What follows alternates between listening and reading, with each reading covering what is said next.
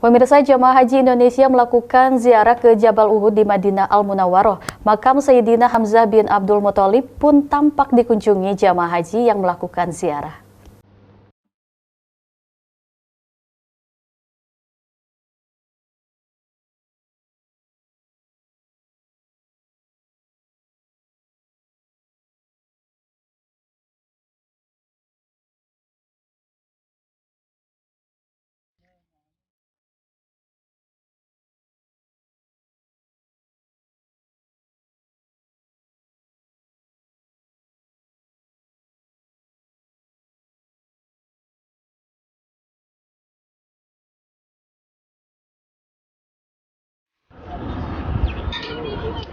Ya pemirsa, saat ini saya berada di area pemakaman syuhada Uhud, dan tepatnya di belakang saya ini adalah makam paman tercinta Rasulullah, Hamzah bin Abdul Muthalib, yang wafat pada perang Uhud yang terjadi pada 15 Syawal 3 Hijriah.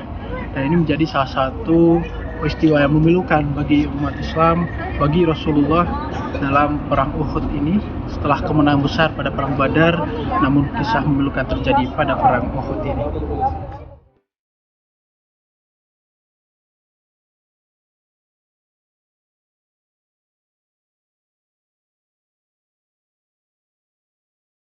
Jabal Uhud merupakan salah satu bukit yang memiliki nilai sejarah yang sangat penting dalam sejarah Islam.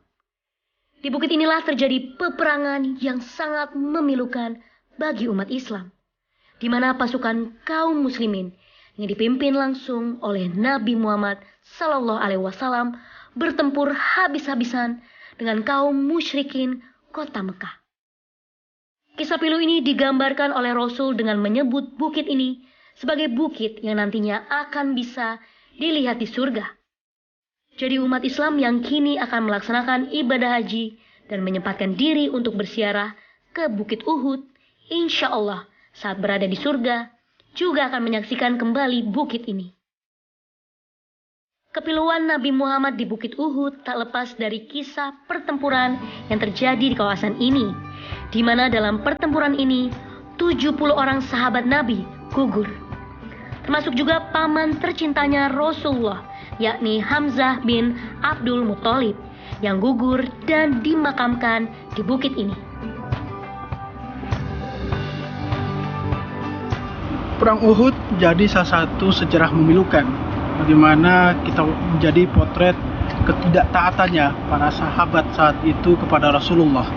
Perang Uhud menjadi momen kekalahan umat Islam saat kaum Quraisy, kaum musyrikin cuma membalas dendam atas kekalahan di saat perang Badar. 70 orang syuhada umat muslim wafat di area ini dan dimakamkan di area ini. Perang Uhud sendiri menjadi kisah bagaimana ketidaktaatan para sahabat demi mengejar ghanimah di bawah area Jabal Uhud. Sementara itu Panglima Khalid bin Walid yang kala itu masih dari golongan musyrikin, dengan strateginya berusaha berhasil mengalahkan umat Islam kala itu. Dan ini menjadi salah satu deretan kisah bersejarah bagi umat muslim, bagaimana ketaatan kepada Rasulullah harus terus dijaga. Kita melihat bagaimana para pemanah yang turun untuk mengejar ghanimah atau rampasan perang ternyata menjadi faktor kekalahan umat Islam yang nyaris meraih kemenangan kala itu. Namun dengan godaan segelintir harta pada pedang peperangan tersebut, umat Islam mulai mendapatkan kekalahan yang sangat memilukan. Salah satunya wafatnya yang menghadirkan kesedihan mendalam bagi Rasulullah Shallallahu Alaihi Wasallam.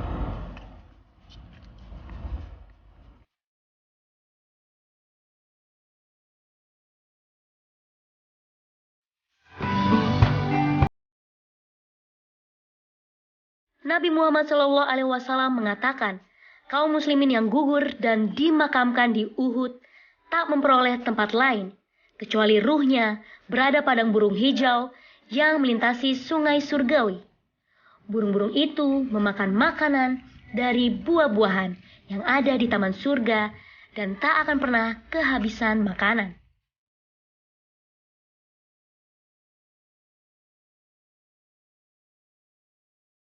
Jabal Uhud menyisakan ibrah untuk kita semuanya, untuk tentunya senantiasa mentaati Rasulullah Shallallahu Alaihi Wasallam dalam keadaan apapun. Ini menjadi salah satu ibrah untuk kita, untuk mengikuti apa yang Rasulullah perintahkan kepada kita.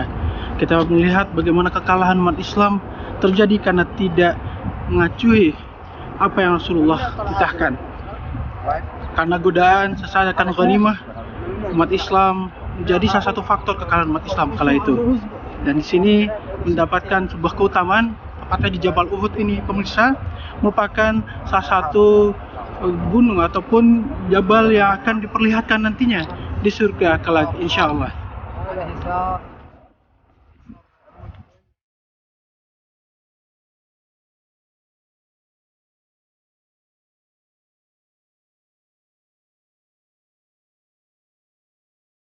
Saat ini Jabal Uhud menjadi salah satu destinasi ziarah bagi jamaah haji Indonesia yang hendak berkunjung ke makam para syuhada Uhud dan makam paman tercinta Rasulullah Hamzah bin Abdul Muthalib. Dan disinilah para jamaah turut mengambil ibroh dan napak tilas jejak perjuangan Nabi Muhammad melawan musyrikin Quraisy dan menghadirkan pesan mendalam untuk senantiasa menaati perintah Allah Subhanahu wa taala dan Rasulullah Shallallahu alaihi wasallam.